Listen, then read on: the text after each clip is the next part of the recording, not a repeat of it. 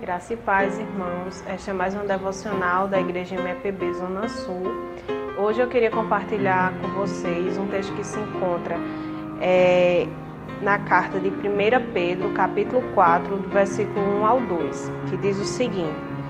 Ora, tendo Cristo sofrido na carne, armai-vos também vós do mesmo pensamento, pois aquele que sofreu na carne deixou o pecado,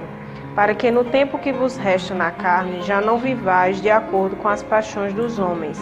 mas segundo a vontade de Deus. A carta de Pedro ela foi escrita para os cristãos que estavam dispersos devido à perseguição que aconteceu. Eles estavam dispersos por todo o Império Romano, e aí Pedro ele vai escrever essa carta a fim de consolar esses irmãos e exortar eles com relação a como nós devemos viver diante dos tempos difíceis, diante das perseguições, dos sofrimentos. E um tema central que ele traz é essa questão da santidade, da pureza, né, de como os cristãos eles devem agir diante das dificuldades.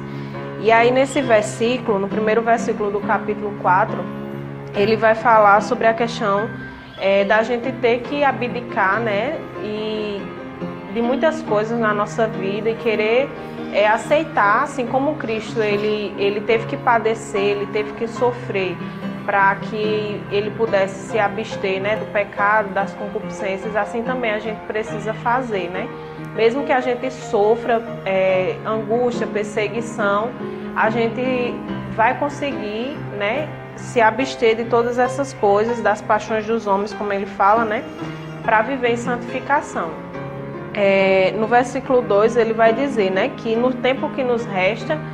a gente vai viver em santidade, ou seja, não é para toda a eternidade que esse sofrimento ele vai acontecer, mas ele é por um breve tempo,